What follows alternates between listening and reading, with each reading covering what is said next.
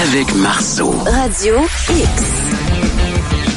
Christian Page, christianpage.ca, l'enquêteur du paranormal est avec nous. Il est au bout du fil. Salut, cher Christian. Salut, Yannick. Est-ce que tu profites du beau temps avec tes belles bagnoles rutilantes?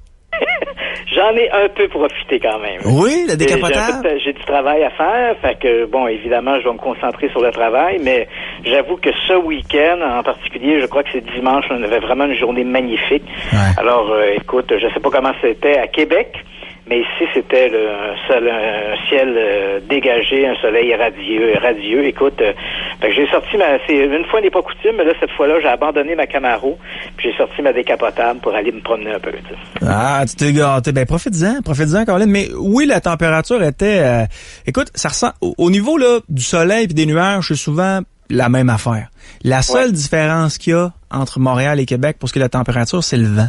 Nous autres, on a un vent de travers là, épouvantable qui fait en sorte que tu gèles des fois puis il fait super beau à l'extérieur. Là. Oui, ça m'est. J'ai remarqué à quelques reprises. Là, je suis parti de Montréal, il faisait beau, chaud.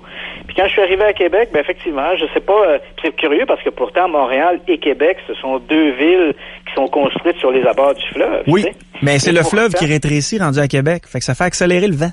Ouais, c'est ça. J'arrivais à Québec, je disais, on sent qu'il y a un petit 2-3 degrés de moins, là, quand même. Tu sais, donc, plus le vent, donc effectivement, on le sentait bien. Mais toi, t'es à 250 km, mais mettons que tu vas à Saint-Georges-de-Beauce, là, des fois, il y a 5 degrés de différence avec Québec. Wow. Puis, c'est quoi? C'est peut-être 1 heure, 1h15. À Saint-Georges-de-Beauce, c'est un peu plus au sud, là. 5 degrés, mais là, il n'y a pas de vent, là. C'est ce qui fait la différence, c'est que le soleil tape, puis... Ah, bref. À un moment donné, il y a des plus puis des moins un peu partout. Oui, c'est sûr. Conférence de Christian Page à la fin du mois. Tu vas nous parler des grandes énigmes de l'histoire. Je voulais savoir, est-ce qu'il reste des billets? Oui, il reste encore des places. Alors, les gens peuvent se réserver la leur en allant sur mon site web, le www.christianpage.ca. Et la thématique, ça sera présenté d'abord à l'Université Laval, au pavillon Charles de Coninck. Et la thématique sera, comme tu l'as mentionné, les grandes énigmes de l'histoire. Et ça porte aussi en suffixe deuxième partie, mais en fait, c'est simplement que j'aborde des énigmes historiques.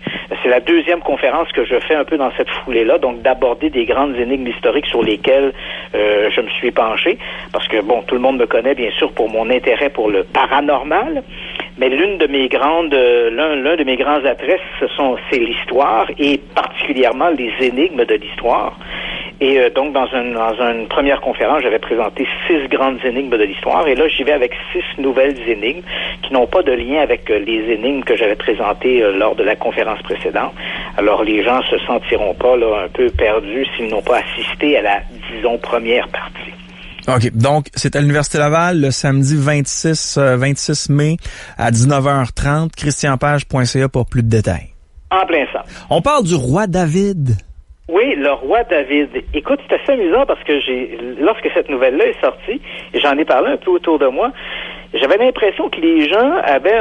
Il y a comme des espèces d'acquis dans l'histoire. Hein? C'est-à-dire que si je te parle de Jésus...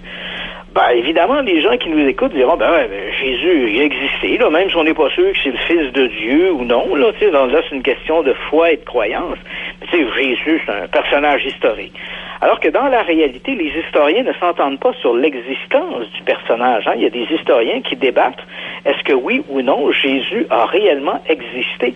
Et c'est également vrai pour d'autres grands personnages bibliques, hein, on a un peu comme des tendances à accepter l'historicité de ces personnages-là, mais c'est loin d'être fait. On pense par exemple à Noé, bien sûr, bon là évidemment on peut en douter, mais on prend par exemple Moïse. Moïse, dit-on, est l'auteur de plusieurs livres dans la Torah, hein, au moins 3 livres dans la Torah sont attribués à Moïse. Et en particulier l'Exode, hein, il est écrit comme s'il écrivait à la première personne, hein, je fais ceci, je fais cela. Donc on a l'impression que c'est Moïse qui écrit ça, alors que dans le fond, les textes ont été écrits quelques 800 ans après l'époque où se situe l'histoire. Donc, Moïse ne peut pas être l'auteur des textes, même si l'auteur écrit à la première personne. Qui plus est, les historiens remettent en question l'existence de Moïse. Il n'y a rien qui prouve que ce personnage-là existait. Et qui plus est, historiquement parlant, il n'y a pas eu d'exode du peuple hébreu d'Égypte, comme c'est raconté dans la Bible. Il n'y a pas eu d'occupation du Sinaï, comme c'est raconté non plus dans la Bible. Pendant 40 ans, ces 200 000 Hébreux là, errant dans le Sinaï, ça aurait laissé des traces. Or, on n'a pas ces traces-là. Il n'y a pas eu d'occupation massive dans le Sinaï, si ce n'est quelques petites peuplades là, qui ont occupé pendant certaines périodes des endroits du Sinaï, mais ce sont vraiment des communautés nomades. Et c'est le cas également avec le roi David. David, c'est le David et Goliath de l'Ancien Testament. Et David, c'est bien sûr le père aussi du roi Salomon. Et on a une tendance à croire que ces personnages-là, comme Moïse, comme Jésus, comme si l'histoire avait accepté ces personnages-là sans preuve à l'appui. Or, c'est très débattu cette question-là. Est-ce que ces personnages-là ont existé? Et là, voilà que à chaque fois que la recherche archéologique apporte un élément supplémentaire, bien évidemment, les gens qui sont des adeptes, qui sont des croyants, les fidèles, que ce soit des gens qui sont d'obédience hébraïque ou d'obédience catholique, bien évidemment, dès les archéologues arrivent avec une preuve qui confirme l'historicité d'un événement rapporté dans la Bible, bien évidemment, ces gens-là jubilent. Et là, ils ont de quoi jubiler, parce qu'effectivement, des archéologues viennent de mettre à jour, près des collines d'Hébron, là on est au sud de Jérusalem, ils ont mis à jour une ville relativement importante, donc les ruines d'une ville importante, et les archéologues croient qu'il pourrait s'agir de la ville d'Églon. Or, cette ville d'Églon est assez mystérieuse, elle est mentionnée dans l'Ancien Testament, elle a fait partie d'un groupe de 5 villes qui se sont à un moment donné, qui se sont alliées entre elles pour s'opposer aux Hébreux. Et puis éventuellement, elles ont été conquises et elles ont rejoint le grand giron du roi David. Et là, la grande question, c'est le fait que quand on regarde cette communauté, cette ville d'Hébron, ce que l'on constate en regardant l'architecture, parce qu'on est dans une région qui est plutôt ce que les historiens appellent la région sud de la Palestine, et on retrouve dans cette région sud, dans les constructions de ces ruines, on retrouve des éléments architecturaux qui sont visiblement empruntés de la région du Nord, là où régnait le roi David et plus tard son fils Salomon. Et ce que l'on constate, c'est que ces emprunts-là montrent une unification des territoires du Nord et des territoires du Sud. Et cette unification ne s'est faite que sous, entre guillemets, la légende du roi David. Oh. Donc, tu comprends, tout ça peut paraître très compliqué pour les gens qui ne sont pas des spécialistes de l'histoire, mais disons en résumé qu'il y a dans cette découverte archéologique des éléments qui viennent donner foi à ce royaume du roi David qui aurait réussi à unifier les territoires du nord et du sud de la Palestine. Donc cette ville d'Églon était peut-être l'échelon qui manquait pour venir confirmer l'existence du roi David. Il faut quand même dire qu'il y a quelques années, on avait trouvé une petite tablette d'argile, parce qu'il faut redonner, je veux dire, à César ce qui est à César, mais ici à David ce qui est à David. On avait trouvé une petite tablette d'argile sur laquelle était mentionné le nom du roi David, en fait, le royaume du roi David. Donc, on avait déjà une petite tablette d'argile qui semblait évoquer le personnage, et là, voilà que cette nouvelle découverte de la ville, entre guillemets, possiblement d'Églon, vient ajouter à cette confirmation historique, biblico-historique, disons, que le roi David aurait été un véritable personnage de l'histoire. Mais c'est fascinant. Quand on entend parler de ces histoires-là, puis tu me parlais de Moïse tout à l'heure, son histoire aurait été écrite 800 ans plus tard à la première personne du singulier. Ouais. Comment l'information se transmettait dans ce temps-là? Bon, on comprend que les apôtres, ils écrivaient, mais est-ce qu'encore aujourd'hui, on a des preuves de leurs écrits, une feuille de papier là, physiquement, là, je sais pas moi, à Rome, dans un endroit fermé, où on peut dire, ça c'est Pierre qui a écrit ça? Tu abordes une question, Yannick, qui est tout à fait fascinante. On pourrait faire des séries complètes là-dessus. D'abord, tu mentionnes, on sait que les apôtres écrivaient. En fait, les apôtres, je vais sûrement t'apprendre quelque chose, là. Les apôtres n'ont pas écrit le Nouveau Testament. Hein, les apôtres, Pierre, c'est-à-dire Jean, Luc, Marc et Matthieu, là, ils n'ont pas existé, ces gars-là. Là. Non. Et quand on prend quand on prend l'Évangile, c'est l'Évangile selon Matthieu, l'Évangile selon Marc, selon Luc, selon Jean. Ces personnages-là n'ont pas existé en tant qu'auteurs des textes. Il faut savoir que les textes du Nouveau Testament, là, ce sont des textes, ce sont des dizaines et des dizaines de textes qui ont été réunis, des centaines en fait de textes qui ont été réunis, et ces textes-là ont été écrits par plusieurs sources qu'on n'identifie pas. Hein? On ne sait pas qui a écrit le texte. Donc dire ça c'est l'Évangile selon Matthieu, c'est l'Évangile selon Marc, ça c'est on s'est donné ces références-là. On m'a menti à l'école, hein? Tu savais, Christian? Donc, on s'est donné ces références-là pour, disons, cataloguer les textes. On s'est dit, bon, les textes qui parlent, tous les textes bibliques, parce qu'on en avait beaucoup, là, hein, et aux alentours de l'an 320 à peu près, il y a eu ce qu'on a appelé le Concile de Nicée, et là, on a pris tous les textes religieux qu'on avait, on en avait des centaines. Puis on s'est dit, OK, il faut déterminer, on peut pas avoir chez soi toutes les copies de ces textes-là qui sont énormes. Il faudra faire un tri. Donc, on a trié ces textes-là, puis on a gardé les plus importants, les plus conséquents. On les a réunis selon des règles qu'on s'était données. Donc, je fais un peu simpliste, là, mais on avait des textes on a dit, ça, ce sont des textes qui parlent de la vie, mettons, spirituelle de Jésus. OK, ça va être notre groupe A. Ensuite, on aura ceux qui parlent de la vie de Jésus, mais sa vie terrestre, sa vie d'homme. Ça, ce sera notre groupe B. Ensuite, le message de Jésus, le groupe C. Ensuite, la philosophie derrière le christianisme, ce sera notre groupe D. Donc, on a séparé les textes de cette manière-là. Et pour les différencier, on lui a donné les appellations, l'Évangile selon Marc, selon Luc, selon Jean et selon Matthieu. Mais c'est pas sûr, il n'y a pas un Matthieu, l'apôtre Matthieu ne s'est pas assis pour écrire l'Évangile selon Matthieu. Luc s'est pas écrit pour écrire l'Évangile selon Luc, tu comprends-tu? Oui. On les avait simplement réunis. On croit que de tous ces textes-là, on croit que le seul qui a probablement écrit une partie des textes pourrait être l'Évangile selon Jean. Donc Jean a sûrement côtoyé Jésus et il est possible qu'il soit un peu l'auteur de ces textes-là. Mais il faut savoir que les textes de la Bible, du Nouveau Testament, ce sont des textes qui sont relativement tardifs. Ouais.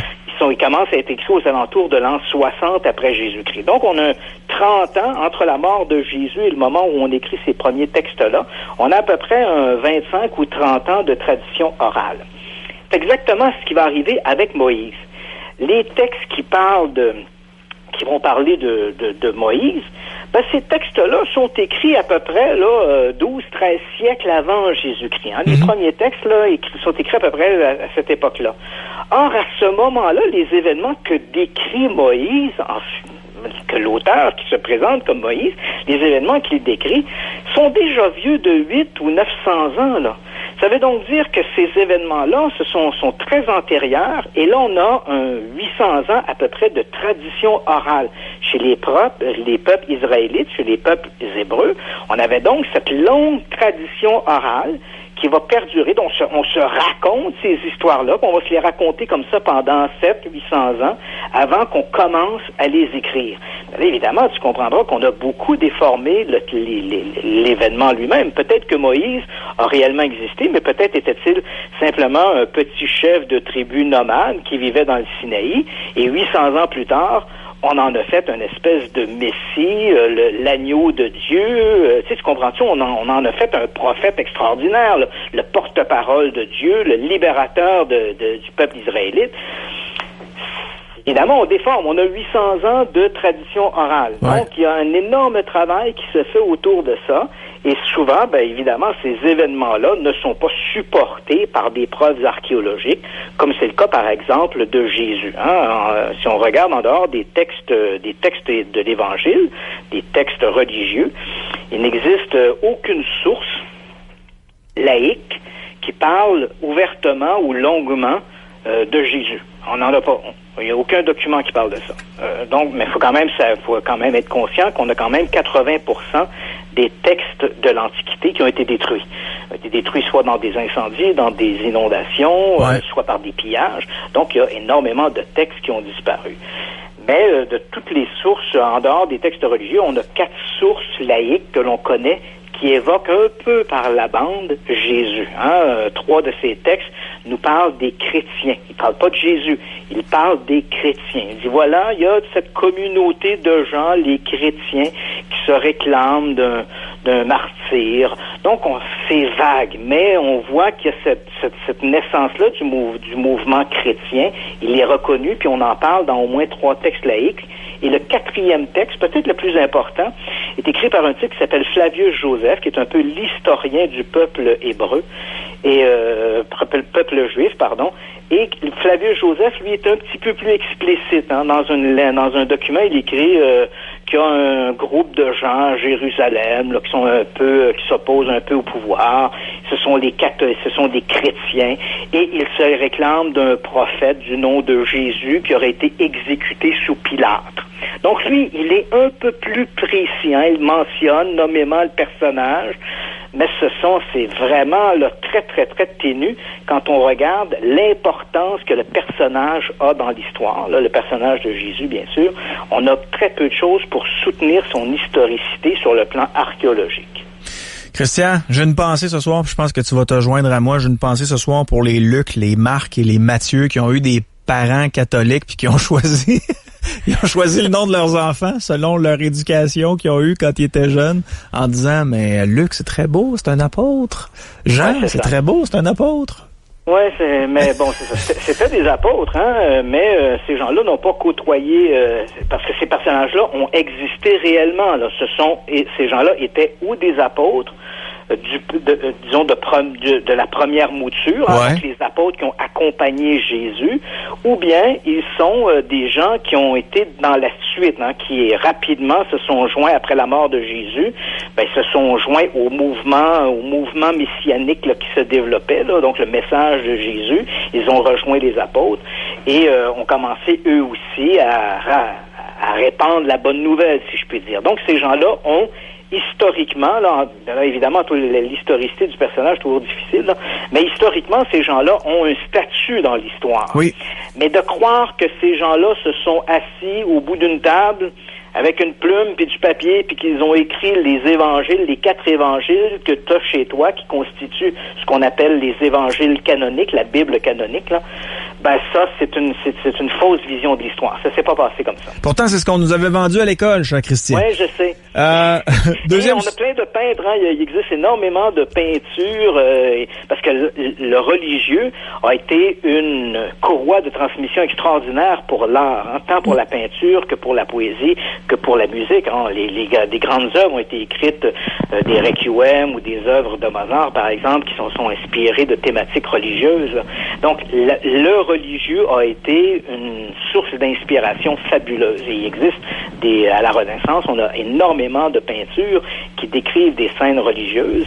Et parmi elles, il y en a plusieurs où on voit justement les apôtres. J'en ai une en tête, je me rappelle pas du peintre, mais on voit les 4 apôtres assis en train d'écrire, et à leurs pieds, souvent les apôtres étaient représentés par des animaux qu'on appelait les tétramorphes, là, c'est-à-dire t'as un bœuf, t'as un lion, t'as un aigle et t'as un homme. Là. Donc souvent aussi c'était des animaux à 4 faces. Là. Ils sont décrits également dans l'Ancien Testament. Leur origine est assez nébuleuse, ce tétramorphe. Mais bon, donc le bœuf, le lion, l'aigle et l'homme. Et souvent, lorsqu'on représentait les apôtres, il y avait autour d'eux ces animaux, ce personnage. Et j'ai une peinture en tête là, qui date de la Renaissance où on voit les 4 apôtres écrire, et à leurs pieds se trouvent ces animaux là, auxquels ils sont associés. Très intéressant. Comme deuxième sujet, tu veux nous parler c'est la fin du suspense du projet baptisé Scan Pyramids. Ouais. En fait, la fin du suspense pour ce qui est du tombeau de Toutankhamon. On en a déjà parlé en ondes. Il y a quelques années maintenant, là, ça doit faire 3 ans, qu'une équipe de scientifiques multidisciplinaires qui regroupe des chercheurs à la fois. Je sais qu'il y a des Canadiens qui font partie de l'équipe, des Américains bien sûr, il y a des Français. Ce projet de scan pyramide a débuté il y a quelques années, là, comme je l'ai mentionné, 3 ou 4 ans, et l'idée était de passer, de radiographier littéralement, donc de passer au rayon X certains grands monuments de l'Égypte antique. Et dans l'espoir, bien sûr, de découvrir des cavités ou des passages là, qui, jusqu'à maintenant, avaient échappé aux archéologues. Et on l'a fait pour la grande pyramide de Khéops, qu'on appelle aussi pyramide de Khufu. Et on a découvert, d'ailleurs, que juste au-dessus de la grande galerie, parce que l'image qu'on se fait quand on parle des pyramides, les gens ont souvent une vision très Astérix. Hein? Dans Astérix, les pyramides, on se rappelle le dessin animé et la bande dessinée Astérix et Cléopâtre, où Astérix est coincé à l'intérieur d'une pyramide et la pyramide est une espèce de dédale, un labyrinthe sans fin. En réalité, les pyramides sont beaucoup plus sobres que ça, et en particulier la grande pyramide. C'est composé de 2 galeries, là, une qui descend au sous-sol, entre guillemets, qui amène à la chambre de la reine, et une qui monte au cœur de la pyramide où se trouve la chambre du roi. Donc c'est très très sobre. Et on a découvert, donc, au-dessus de cette grande galerie qui mène à la chambre du roi, le projet de scan pyramide a découvert qu'il y avait un très grand espace vide au-dessus de ce corridor-là.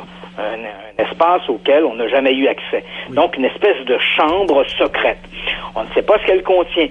Il y a toutes sortes d'hypothèses. Certains soutiennent que cet espace vide aurait pu être pensé par les architectes pour diminuer le poids de la pierre sur la grande galerie, mais c'est très controversé comme hypothèse. Tu te souviens de l'idée que je t'avais soumise, Christian, par rapport à ce fameux projet-là, à savoir qu'est-ce qui se passait exactement dans cet espace-là qui était vide? Non? Je t'ai dit creuser un trou pour envoyer quelqu'un là-dedans. Et tu m'avais dit que j'allais déclencher la 3e guerre mondiale. Oui, effectivement, parce que, évidemment, là, faut se rappeler que la grande pyramide ou les pyramides du plateau de Gizeh constituent la dernière grande merveille du monde qui soit encore en place. On avait les 7 merveilles du monde. Et parmi les 7 merveilles du monde, ben évidemment, il y avait, je dis évidemment, comme si tout le monde le savait, là, les jardins suspendus de Babylone, le colosse de Rhodes, la statue de Zeus, et les pyramides faisaient partie de ces grandes merveilles du monde antique. Il ne reste que des pyramides. Et tu comprends que c'est aussi un apport important à l'industrie touristique en Égypte. Hein. Les milliers de voyageurs vont en Égypte pour voir les pyramides. Donc, on essaie de conserver ce patrimoine mondial. Il n'y a pas question que parce qu'on a découvert un espace vide au-dessus de la grande galerie, qu'on arrive avec une drille puis qu'on commence à faire des trous. Ça marchera pas. Alors que justement, puisque tu le mentionnes, il y a quelques semaines, il y a une équipe de chercheurs français qui ont proposé comme idée, et ça c'est assez ingénieux, de percer un tout petit trou à travers la pierre, et on pourrait introduire une espèce de tuyau tout petit, là, à peine pour se donner une image, là, imaginons un manche à balai, là, à peine plus grand qu'un manche à balai, donc on fait un trou, on entre ce tuyau, et une fois de l'autre côté, lorsque le bout du tuyau arrive dans l'espace vide, il pourrait s'ouvrir, et à l'intérieur, il y aurait une petite caméra attachée à une enveloppe qui se gonflerait, et tout ça décollerait littéralement au-dessus du sol. Donc, ça ferait une espèce de drone.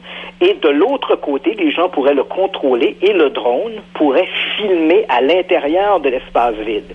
Une fois qu'il aurait tourné ses images, il retournerait à son point de départ, donc à l'embout de ce tuyau, entrerait dans son espèce de cavité, et par un phénomène de succion, on pomperait l'air du petit dirigeable, du petit ballon qui se dégonflerait, et tout ça pourrait être retiré sans problème, sans laisser quoi que ce soit de l'autre côté de la pièce. Et là, à partir des images, et on aurait fait, là, c'est vraiment pas destructif, c'est à peine un petit trou que l'on a percé à travers la paroi, mais à partir des images colligées à ce moment-là, on pourrait déterminer, là, ce sera au département des antiquités égyptiennes, sur la foi de ce que montreront ces images, de décider ou non si on doit procéder à des fouilles plus approfondies. Donc ça, c'est pour la grande pyramide. Dans cette même foulée des pyramides, on avait passé à cette radiographie le tombeau de Toutankhamon, donc découvert en 1922. Il faut quand même le replacer dans le contexte parce que tu vas comprendre un peu la déception. Hein? Toutankhamon est un tout petit pharaon peu important dans l'histoire de l'Égypte antique. Hein. Il est décédé en très bas âge, il avait entre 17 et 19 ans, et puis, il n'a pas fait grand-chose dans l'histoire de l'Égypte, ça n'a pas été un grand monarque. Mais son tombeau a été découvert en 1922 et c'est le premier tombeau qui n'était pas pillé, qu'on a donc trouvé à peu près intact.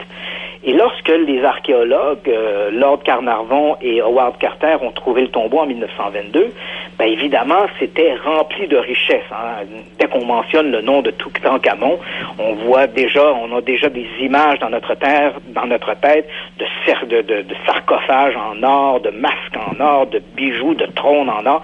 Le trésor de Toutankhamon est un trésor absolument fabuleux. Et là, on parle pourtant d'un pharaon là, de deuxième zone, là, littéralement un inconnu là, au bataillon, là, un tout petit pharaon sans importance. Et là, on avait donc passé le tombeau de Toutankhamon à cette espèce de radiographie du projet Scan Pyramide.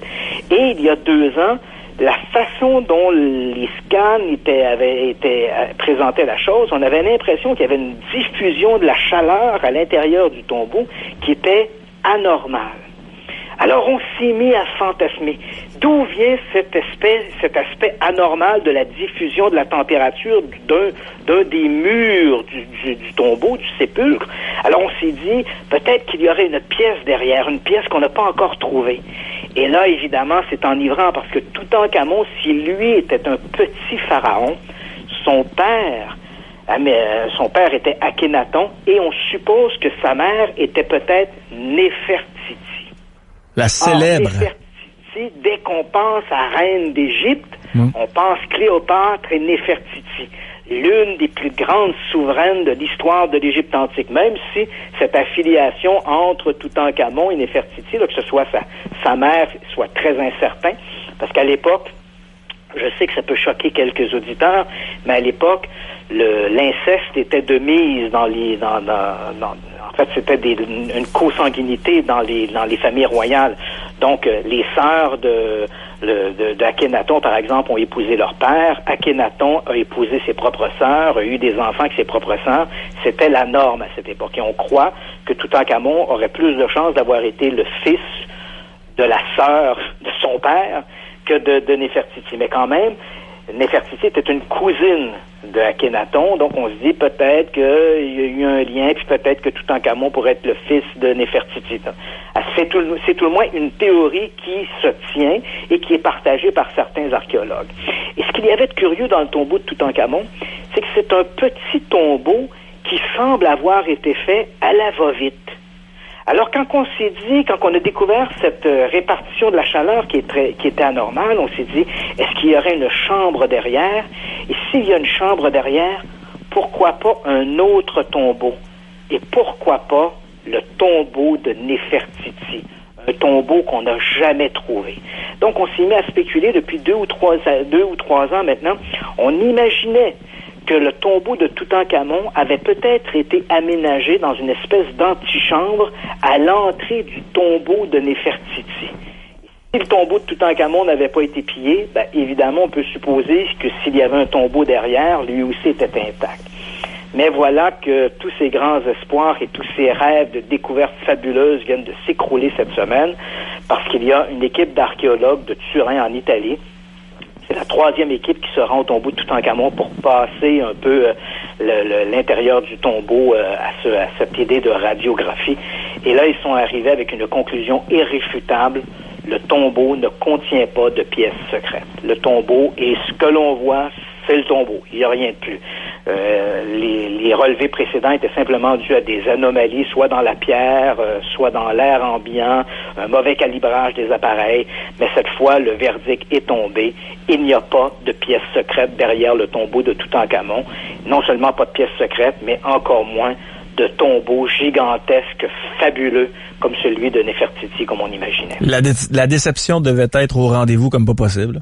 Ben écoute, moi-même, je suis pas un spécialiste de l'Égypte antique, là, mais bon, c'est un sujet qui m'a toujours intéressé. Et quand j'ai lu cette nouvelle-là, j'ai été un peu déçu. Je fantasmais moi aussi sur l'idée de ce tombeau fabuleux de la reine Néfertiti. OK. Prochain sujet, Christian, je regarde l'heure, on a le temps encore un peu. On aurait identifié formellement le fameux bateau du célèbre Barbe Noire. Ben oui, les histoires de pirates, oui. On aime bien ça.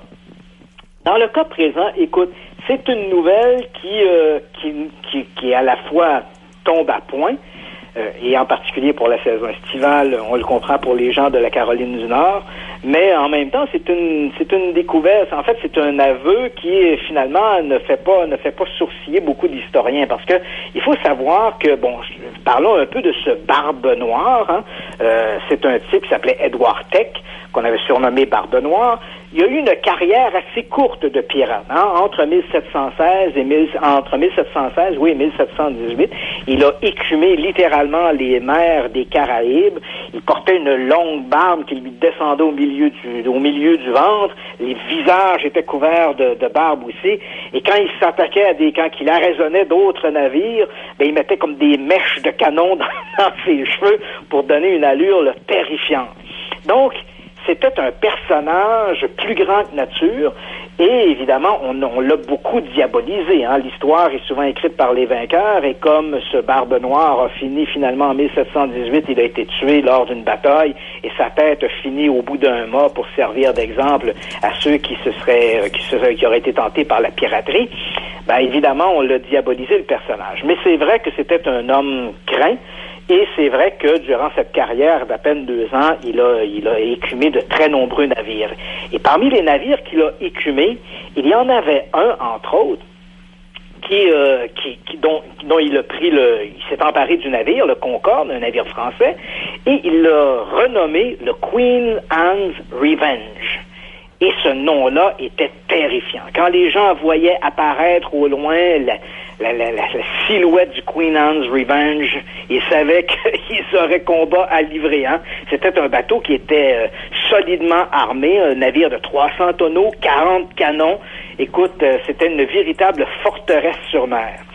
Et ce navire-là, donc, en 1718, Teck ou Barbe Noire, il a échoué en Caroline du Nord, sur des hauts fonds.